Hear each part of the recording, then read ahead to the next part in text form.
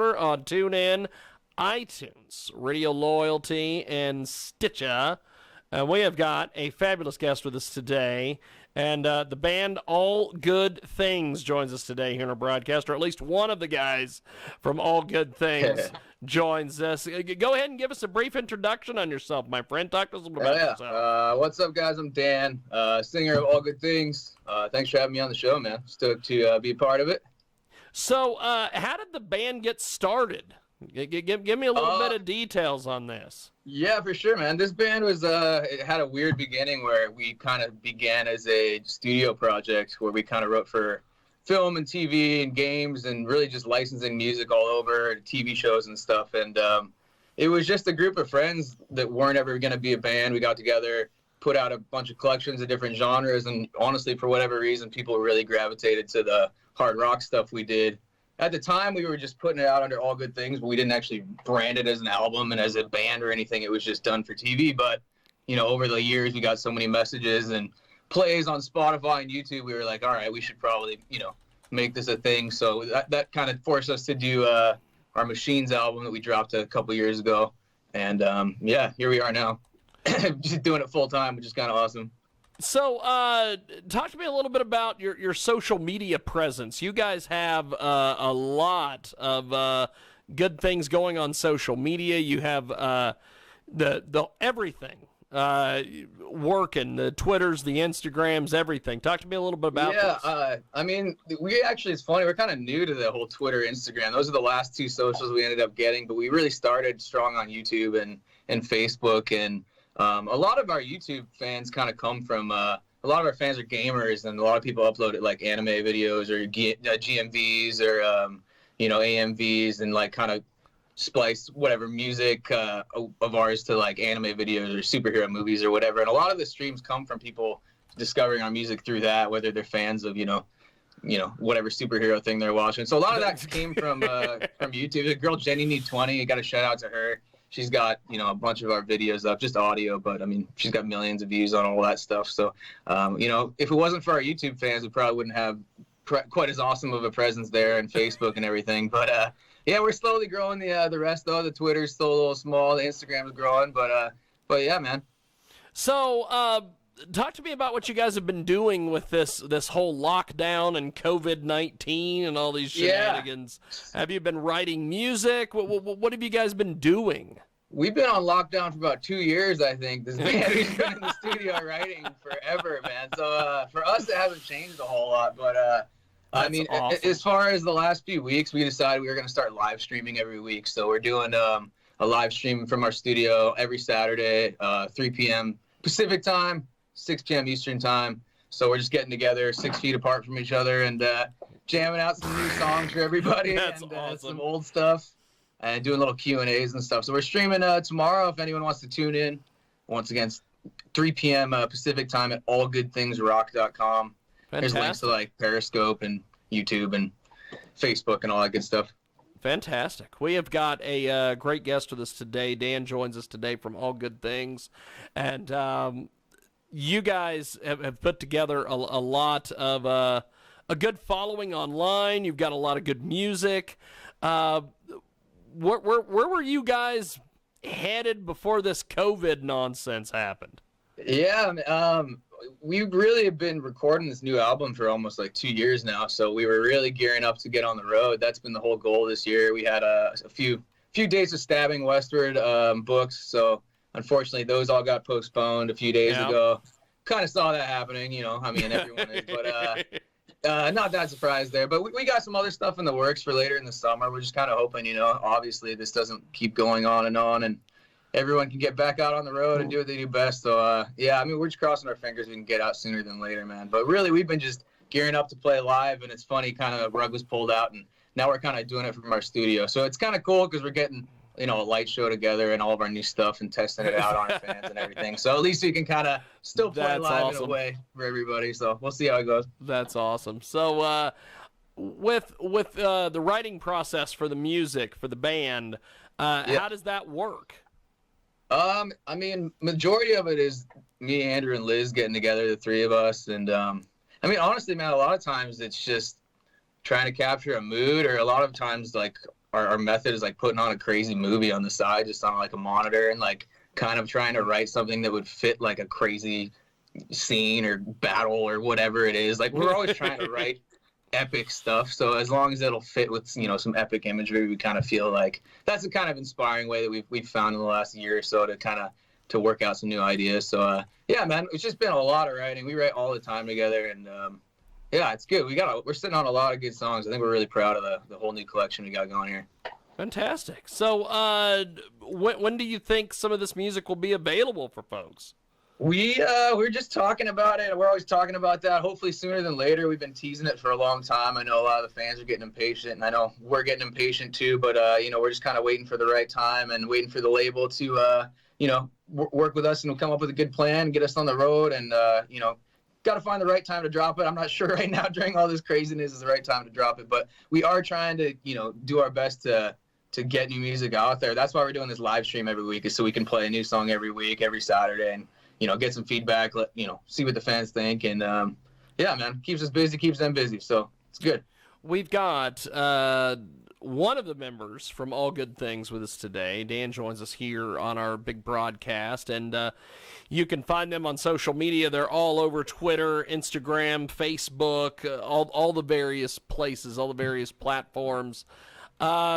When you guys market your music, obviously your publicity company, I feel bad for those folks because they have been, you know, just deluged, I'm sure, with requests from people. I know they get about 3 or 4 emails a day from me.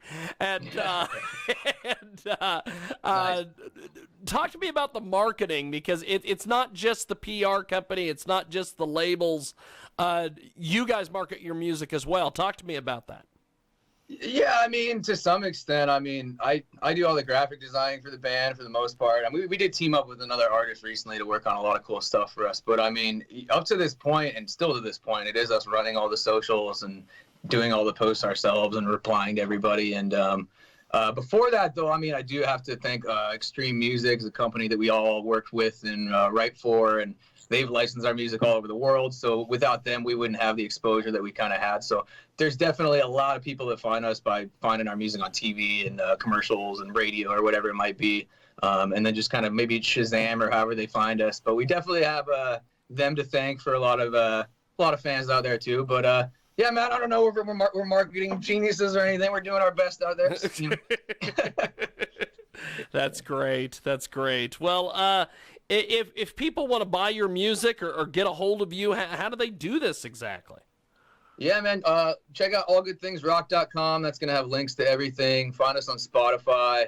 All of our handles are just going to be All Good Things Rock. But yeah, Spotify, iTunes, Apple Music, all that. If you want a physical copy, you're about 10 years too late. I think we're only going digital. We'll see. Maybe the new album will print. But we do want to print some vinyls and do that stuff soon. So we'll see. We did just launch a new web store, too. We got a new online store we put up there, too. So you can find that all on the new website. So, yeah, man, a lot of cool stuff up there. I know. Check out All Good Things Rock.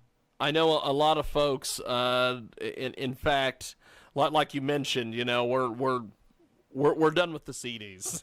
We're done with it. Yeah, man. I mean, it was a sad day when I threw all mine out. But, you know. It's extra crap you got to carry with you on tour. It is, man. I know, right? And that, yeah, exactly. So, when do you think people got away from the CDs officially? Man, it's got to be like, I mean, still people love them. Like I got. Oh yeah, I'm so confused by like the idea of me being in a band that's not releasing a CD. It just doesn't make sense to them at all. But like, yeah, you know, like definitely like getting, you know, mom into streaming platforms was interesting, you know. So yeah, I think yeah, it's been 10 years. I haven't had a CD since probably 15 years. I sold my whole collection or something, but I had a ton. Wow. Man, I had a giant collection. So I kind of miss it, dude. I miss all the artwork. I miss like all the lyrics, listening to a record start to finish. I think the whole digital, you know, the streaming thing, me personally, it's just like music ADD where I'm just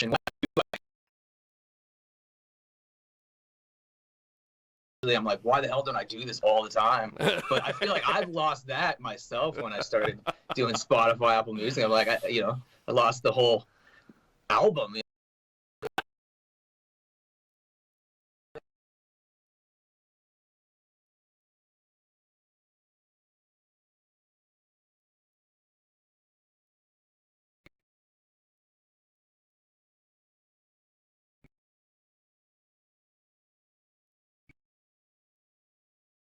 You don't have that now. Box, and you have a little artwork in there, man. Like, dude, Hastings was like my jam. I'm from Helena, Montana, and that was our only record store that we had. So I was at Hastings like every day. My old bands used to play in Hastings and stuff like that. That's funny. I haven't heard that name in a while. Yes. I think it closed down, didn't it? Is it? Yes, the last official Hastings here in Hutchinson, Kansas, kind of closed down a couple years ago.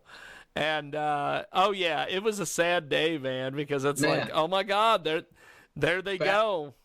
I was so bummed. I actually, back home at my mom's place in Montana, I have a giant thing from the Hastings like nailed to the wall, because when it closed down, they're like, anyone wants to come in and take some crap, feel free. So we went in there, that's like, awesome. I was like a big Hastings tribute on my wall at mom's house. That's fantastic. Yeah, I haven't heard that name in forever. I'm glad you brought that up. Yes, Hastings, man. R.I.P. Hastings, man. It was a good times while we had it, you know. Well, and I remember, the Hastings here in Hutchinson, Kansas started out as a little tiny place in the mall. Oh, and then it got to be this big huge store, and then they expanded and had a coffee shop, and they started bringing bands in to play, and that was a big thing for us too. The expansion with the coffee shop, man. Yes. And I was on top of that. I was like, wait, you're gonna have music here? Can we play here? Playing there all the time. It was hilarious. It's awesome. And then it just all the record stores and all the things are just. I know, man. They're hard to find now. It's crazy. I interviewed an artist at a festival a couple years ago, and he didn't have CDs. All he had was he'd put his entire collection of music on jump drives, and he was doing jump drives. And he goes, crazy. Yeah, CDs are going to be gone, or we're going to do this other stuff. And then when you mention there, we're not doing a CD. Oh yeah, well, not even doing jump drives now. I remember that was the whole marketing deal back in the day. You'd walk around with free music on a flash drive and give that out to kids. And that's right. It's like, now that's even too much. You don't want to hang onto a flash drive that's this big. You just want to stream it and throw it out, and never listen to it again. Stream it, throw it out, never listen to it again. Yeah, it's like, I don't got the time for that. I can't hear that twice in my life. I don't know. Like, people are very ADD. I don't know. It's hard to keep people's attention nowadays, but I mean, I'm grateful for all our listeners we have out there that have stuck with us and listened to our collection over and over. Because awesome.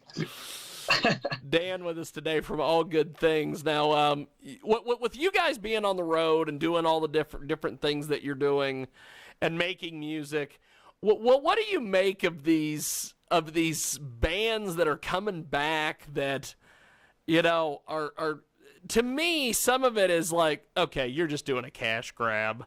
And then there's some of them where it's like, man, I like Kiss going on their we're going to retire tour 23. Yeah. Coming back out of retirement. Yeah. And it's like, I don't know. Like for me, it's like, I never mind that unless it's always like, for me, I'm like, dude, if I can catch this band one more time, it's like, obviously that's awesome. Like, I'm just like, I want to go, I wanted to see Aerosmith in Vegas before that all got shut down too. But like, yes. I mean, all these, I've been going to so many 10 and 20 year shows. I feel like this last few years, like just random old bands that I used to be into. And I don't know. I think it's pretty cool. I can't really think of anyone where I'm like, stay home, guys. What the hell are you doing? Like, I don't know. I'm actually kind of excited to see a lot of these. Well, if they don't get postponed, a lot of these, summer tours, and I want to go to that Def Leppard, Motley Crue. That's gonna be pretty cool, man. I'm stoked to see that.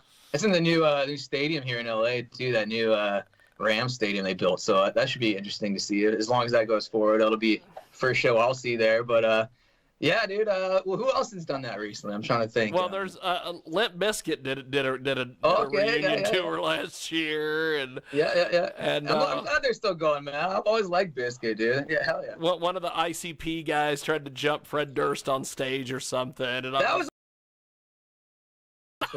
Yeah, it was interesting. I definitely saw that. And then you've got the Aerosmith thing in Vegas. Yeah. What was so great was we always go out every year and cover the porn awards out in Vegas, the Adult Video News Awards, and driving around Vegas, you see all these casinos that have got all these old entertainers. And And I'm like, they come to retire in Vegas. That's what you do. That's the goal. I know. It's like we were in Vegas the last time I was there. I remember Bon Jovi was playing and tickets were like $20, and I remember I was like, dude, I think there's just too much entertainment there right now. It's like any other, like, who wouldn't go see Bon Jovi for $20? You know, like, I don't know. That was you get a good ticket though too, like a floor seat for like $20. No, Vegas is cool though, man. I always tell everybody like I like Vegas way more than I used to. It's like it's just every time you go there, they're adding more and more cool stuff. I mean, obviously I'm a huge hockey guy, so seeing the hockey edition out there, and I mean, it's just cool. It's a fun town, man. And they got I'm loving Vegas. They got that giant Raider stadium that looks like a prison. Yeah, what they call it, the Death Star. The Death Star. Yeah, I guess the fans nicknamed it the Death Star. It's pretty badass. When we drove in, we see this giant thing, and I'm like, oh, that's where they're putting the stadium. I haven't seen that yet in person, man. Oh my God, it's insane. And I'm like, and I guess the back part of it or the front part of it comes off. Holy hell, that's crazy, man.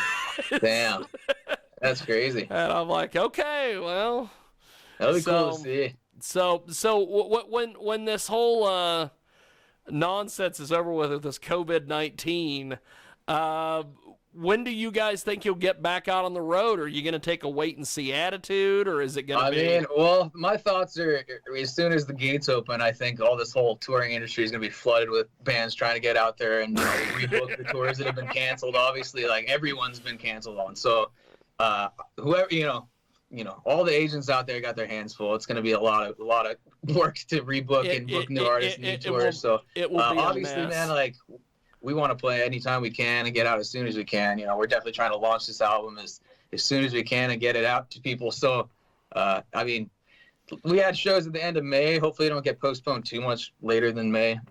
We're working on a few more dates in like June, July. So, I mean, as long as this COVID thing goes away, everyone stays safe, washes their hands, and stays away from each other, then, hopefully everyone will be out and having a good time watching concerts this summer. We'll see what happens. Did you ever think that you'd have to have the reality show president to explain to you how to wash your hands?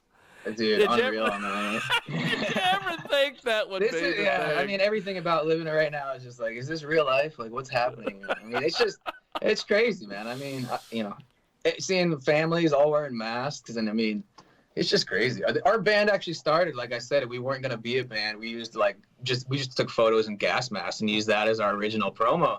And, now it's like I feel like that's such a norm. I go to the grocery store and I feel like, oh, it's my bandmates. And, like they're all wearing gas masks. What the hell's going on?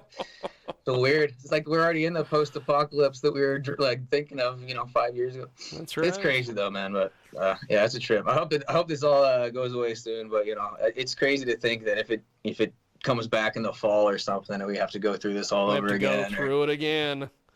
Yeah, man. The whole sports world and the concert, entertainment industry. I don't know. It's the whole world's crazy right now.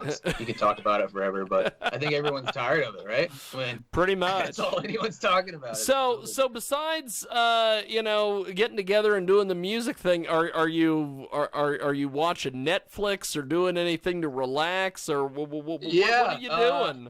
We honestly, we don't get together to practice. So when we go on our live stream, it's us literally like, all right, guys, hopefully you practice on your own time, because we can't get together really to do it. We try not to really see anyone until we have to do the live stream. We're hoping everyone can stay healthy for it. But I mean, dude, I've been trying to get out and distance myself. I went on a bike ride yesterday. I actually convinced my roommate saying I got some cheap ass rollerblades, dude. So we're starting the rollerblade crew again. It's been hilarious. So we're bored, man. I mean, I've been watching Netflix. I've been obviously watching Tiger King. I've been playing tons of video games, Tiger King.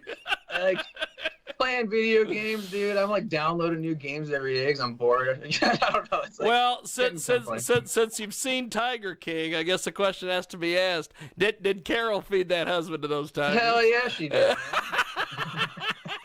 Hell yeah. I mean, they reopened. They fucking reopened the investigation. I saw that. It's unreal, dude. Holy shit. I mean, poor girl, but I mean, the thing is, that was so long ago. I don't know if any of that evidence would even be relevant at this point. Yeah. Who knows, dude?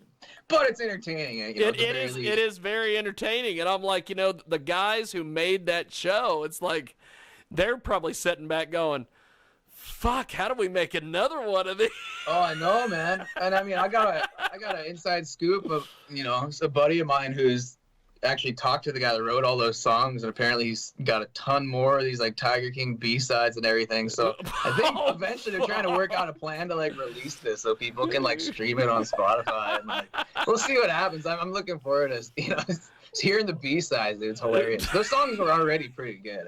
Oh yeah, and I'll tell you that everybody and their brother's jumping on the Joe Exotic train, man. It's like you can't avoid it. It's like they're looking up his old YouTube videos.